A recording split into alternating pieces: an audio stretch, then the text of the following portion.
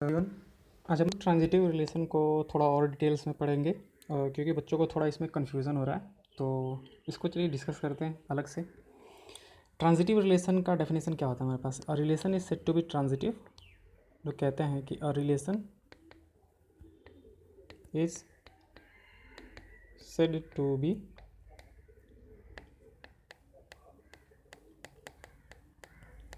Transitive if a relation is said to be transitive if हमारे पास ऐसा कहता है कि if A comma B belongs to R, a comma b belongs to R and b comma c belongs to R and b comma c belongs to R, that implies कि a comma c belongs to R। वो ये कहता है कि अगर a comma B R से belong कर रहा है and b comma C R से बिलोंग कर रहा है तो a कॉमा सी जो है वो भी R से बिलोंग करना चाहिए। यहाँ पे एक चीज़ ध्यान देने वाली है कि एक का सेकंड एलिमेंट किसी का फर्स्ट एलिमेंट होना चाहिए, ये उस रिलेशन में होना चाहिए। मतलब ये दोनों पेयर्स की बात कर रहा है एक साथ, ये ध्यान दें, ये दोनों पेयर्स की बात कर रहा है एक साथ कि ए बी और बी सी होना चाहिए, तब हम लोग ए सी की खोज करेंगे। उसमें ए बी और बी सी दोनों होना चाहिए हमारा, तब हम लोग क्या करेंगे, ए सी की खोज करेंगे। ध्यान देखें यहाँ पे कि यहाँ पे ए बी होना चाहिए, बी सी होना चाहिए, तब हम लोग वहाँ पे ए सी की खोज करेंगे। ये दोनों की एक साथ बात कर रहा है कि this and this belongs to R and this belongs to R, then only this should belongs to R. Okay, जैसे कि एग्जांपल लेते हैं, हम एक सेट ए ले लेते हैं। ओके, एक सेट ए ले लेते हैं जिसमें मान लेते हैं कि 1 2 3 एलिमेंट्स हैं हमारे पास। ठीक है, तो इससे हमारा जो ए क्रॉस ए बनेगा हमारे पास, ए क्रॉस ए, यानी कि जितने रिलेशंस हमारे पास बनने वाले हैं उसको हम लोग ऐसे मैट्रिक्स फॉर्म में भी डाल सकते हैं। मैट्रिक्स फॉर्म में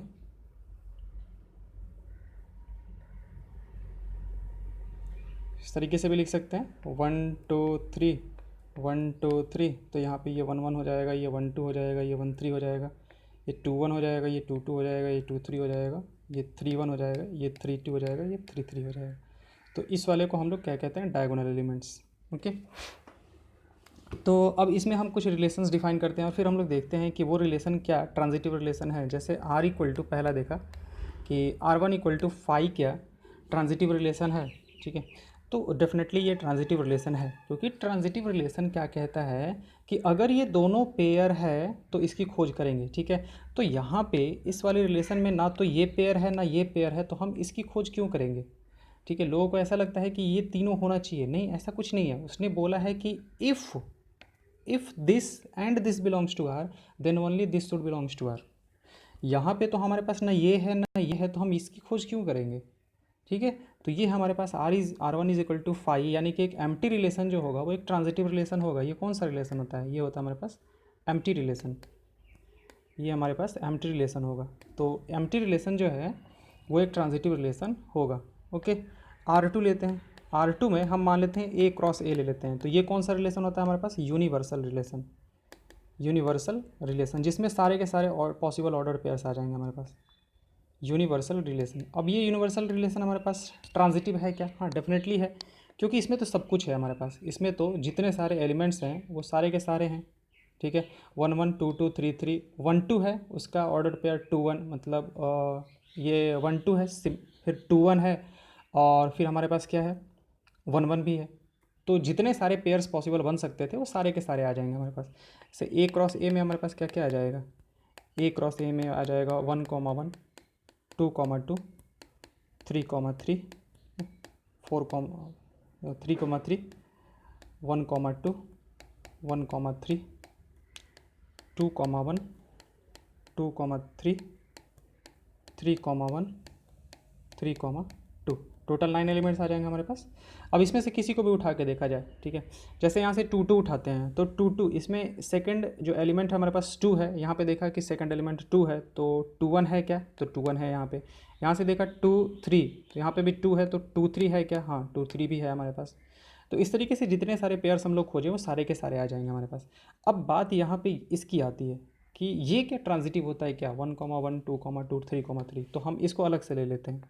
एक R3 रिलेशन ले लेते हैं जिसमें हम इस 1 1 2 2, ठीक है, और 3 3 इसको ले लेते हैं। ओके, अब इसकी बात कर लेते हैं कि ये क्या रिफ्लेक्सिव है, सिमेट्रिक है, ट्रांजिटिव है, इसके सबके बारे में बता देते हैं। इसमें थोड़ा कन्फ्यूज़न होता है।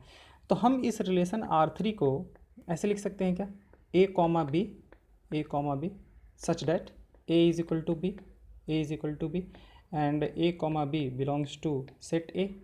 ऐसे लिख सकते हैं हम इस वाली रिलेशन को हम लोग ऐसे लिख सकते हैं। तो आते हैं इस पे कि अब इसके बारे में हमें बताना है कि ये रिलेशन जो है वो सिमेट्रिक है कि नहीं है, रिफ्लेक्सिव है कि नहीं है, ट्रांजिटिव है कि नहीं है। तो रिफ्लेक्सिव के लिए क्या होना चाहिए हमारे पास, रिफ्लेक्सिव के लिए हम लोग को ये देखना है कि ए कॉमा ए जो है वो इससे बिलोंग करेगा कि नहीं। तो ए कॉमा ए जो है वो ए से बिलोंग कर रहा है हमारे पास, मतलब ए जो होगा वो ए के इक्वल होगा। अब ये दोनों अगर इक्वल हैं तो कहेगा कि हाँ ए कॉमा ए जो है यानी कि ये पेयर जो है वो आर से बिलोंग करेगा। तो ए अगर आर से बिलोंग कर रहा है हमारे पास, ठीक है, तो क्या हो जाएगा, ये रिफ्लेक्सिव हो जाएगा हमारे पास, रिफ्लेक्सिव हो जाएगा, क्योंकि फिर ए बी सी मतलब 1 1 2 2 3 3 सारे के सारे करेंगे हमारे पास। ओके, रिफ्लेक्सिव हो गया हमारे पास। सिमेट्रिक की बात कर लेते हैं कि सिमेट्रिक होगा क्या। तो सिमेट्रिक क्या कहता है, सिमेट्रिक कहता है कि if A comma B belongs to R, A comma B belongs to are, तो हमें प्रूफ कर देना है कि बी कॉमा ए जो है वो भी आर से बिलोंग करेगा। बट इफ़ के साथ है कि ये करेगा तभी हम लोग आगे जाके देखेंगे। तो अगर ये कर रहा है इसका मतलब क्या है कि ए जो है वो बी के बराबर है। इसका मतलब क्या हुआ, डैट इम्प्लाइज कि बी जो है वो भी ए के बराबर है।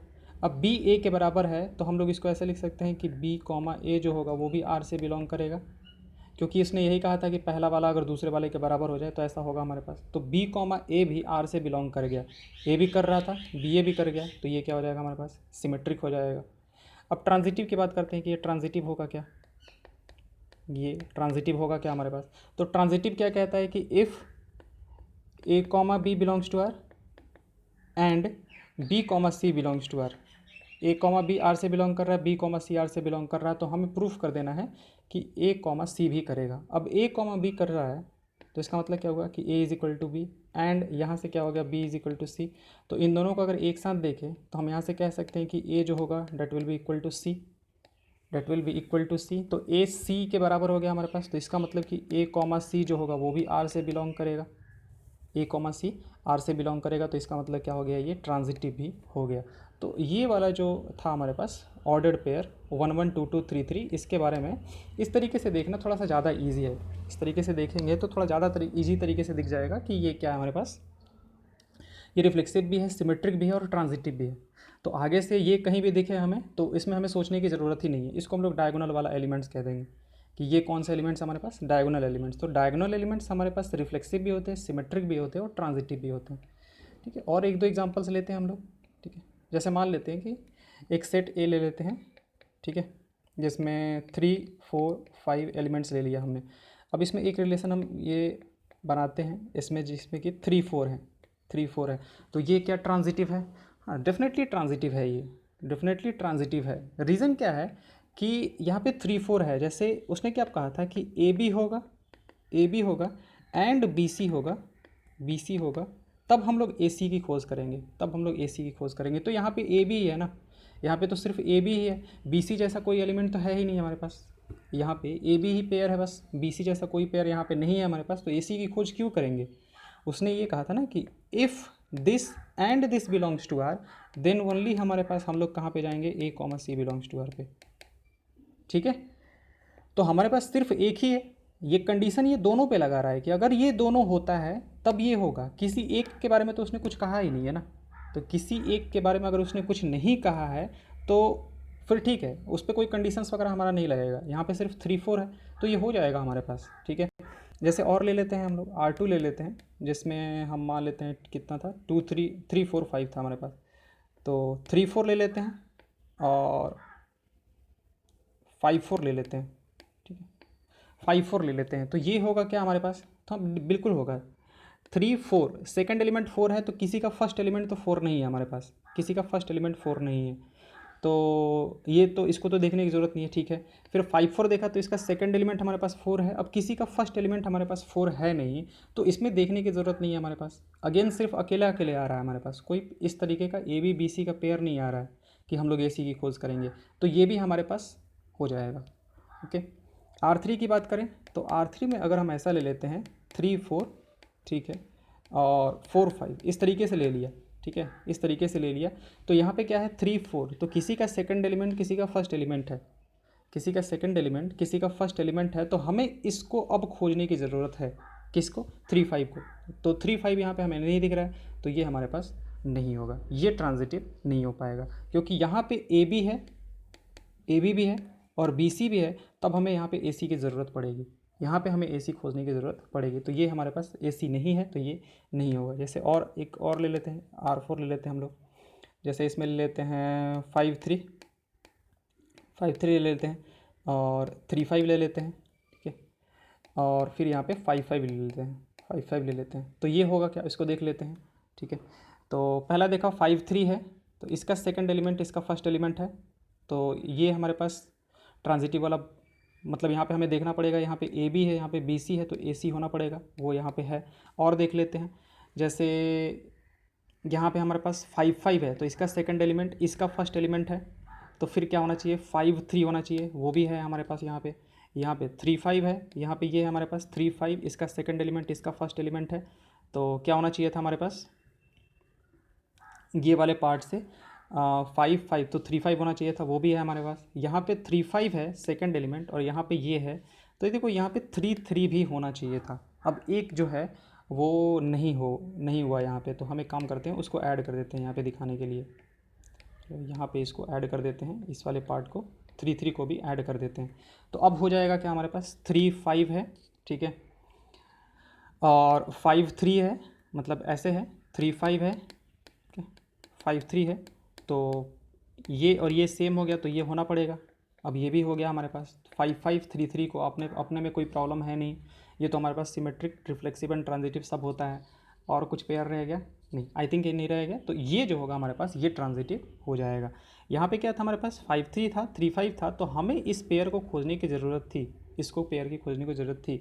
3 5 था, 5 3 था, तो हमें इस पेयर को खोजने की ज़रूरत थी, यानी कि 3 को खोजने की ज़रूरत थी, तो हमने खोज लिया, यानी कि ये क्या होगा हमारे पास ट्रांजिटिव होगा। अब जैसे और ले लेते हैं, जैसे आर कोई रिलेशन है हमारे पास, ठीक है, X comma Y such that X is son of Y, x is son of Y, ठीक है। अब इसमें हमें बताना है कि ये क्या ट्रांजिटिव है क्या, ओके। तो हमारे पास ऐसा होगा कि if X comma Y belongs to R and Y comma Z belongs to are, तो हमें देखना होगा कि क्या एक्स कॉमा जेड जो है वो आर से बिलोंग करेगा। अगर कर रहा होगा तो फिर ठीक है। अच्छा, X comma Y belongs to R का मतलब क्या हुआ कि X is son of Y, ये इसका मतलब ये हुआ हमारे पास। और इसका मतलब क्या हुआ हमारे पास, Y is son of Z, ठीक है।